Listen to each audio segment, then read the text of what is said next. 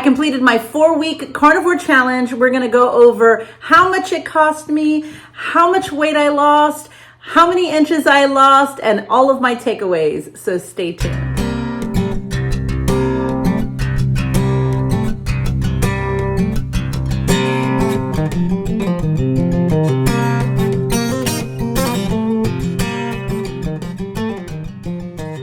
Hey everybody, welcome back to my channel. You are watching Ketosis Focus.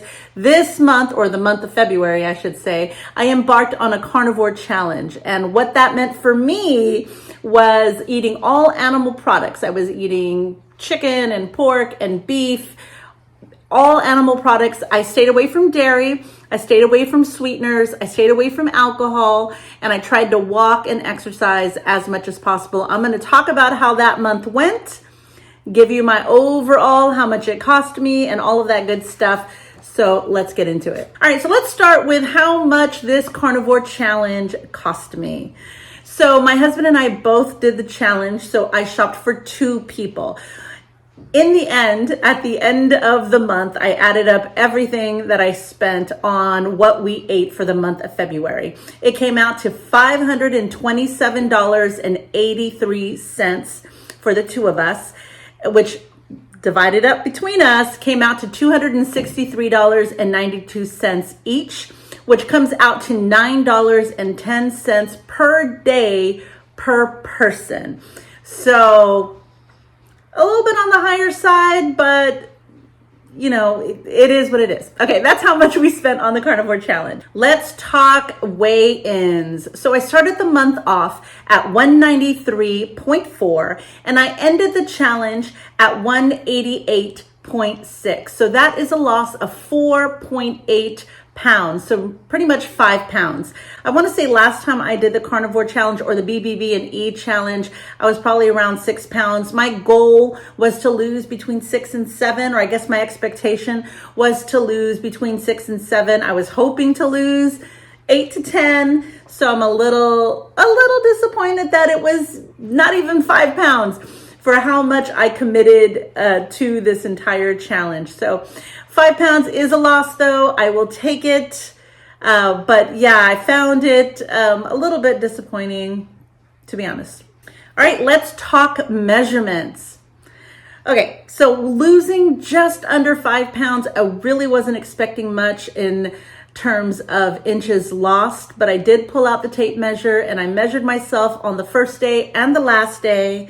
And y'all, it's in the inches. It's in the inches. So I lost a total of 9.25 inches on my body this month for the month of the carnivore challenge. I lost like 2 inches off my breasts, 2 inches off my waist, 2 inches on all of my problem areas. Where I hold the most of my weight is where I lost the most of my inches. I am utterly shocked at the fact that I lost 9 inches and only saw less than 5 pounds on the scale. So it goes to prove, do not be a slave to that scale, because sometimes it does not matter what that number says.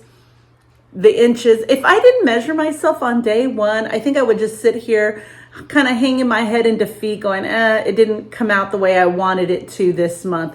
But seeing the inches lost really made all the difference in the world. So I'm very proud of myself for losing the 9.25 inches this month.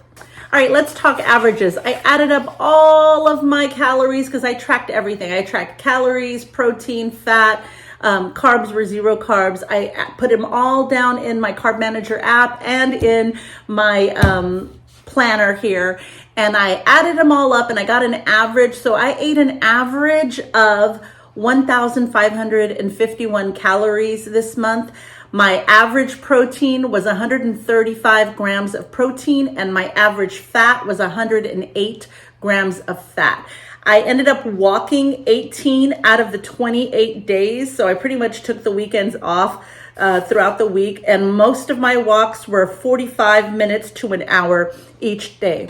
My takeaways, what I learned. Okay, so just like I did carnivore last year, I did a challenge as well. And along the same lessons, I did learn that I don't need to inundate my meals with a lot of extras. I enjoy it. I like to eat it that way, but it doesn't have to be my every meal every single day of the week, because I think that's where it starts to get a little muddy, So if I like adding guacamole, sour cream, heavy sauces, it just doesn't have to be every single day. So I think keeping my meals simple is something that I can incorporate moving forward. Will I continue to do carnivore? You know what? First 2 weeks, I totally thought I would. First 2 weeks, I was like, oh my God, I can go next month. Maybe I should do 90 days. Should I go all the way to May? I was in this high on week 1 and 2, but by the time week 3 and 4 went through, I was like, yeah, this can't be my everyday, my all day, every day. It gets me a little depressed, to be honest with you. I was feeling a little bored. I was feeling like I needed a variety. I felt like a lot of times we eat in social situations. We go out to eat, we celebrate birthdays, we do things. And a lot of the time I felt like, well, I have to kind of stay home, because it's easier to stay home and not partake and go out to eat and be faced with the decision of what can I eat, or, it's just, it makes life easier when you're able to partake in these social situations. Now, it's not impossible. You go out to eat in certain places and it's not impossible to get just a hamburger patty or get a steak. But in other cases where, you're at a pizza place where they have pizza and wings smothered and stuff, it's like you really have to make allowances and go, hey, I'm not even doing dairy, so I can't even eat, the cheese off the pizza, or, the wings, can you just make, what are you frying them in? It just seems like it's a lot to prepare mentally for. But that said, I think I will incorporate carnivore days here and there, maybe ketovore days, maybe keto days.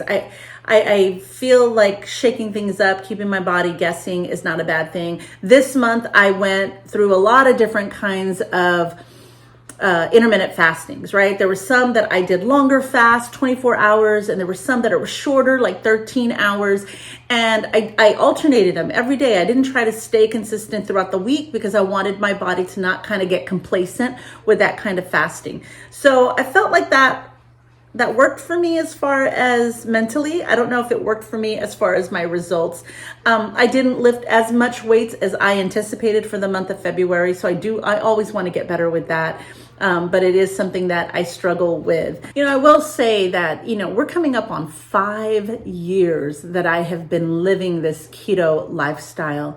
And I've noticed the past couple of years, it's been harder. What used to work for me in the past no longer works for me. The meals that I would eat in the past that would give me the results it seems to all be slowing down. Just when I did BBB in the past, I lost more back then, barely, than what I am doing now. So I just feel like I either have to find something else new to do to shake up my body, maybe take a break, maybe a diet break, maybe, I don't know. I'm not exactly sure what the next step is for me.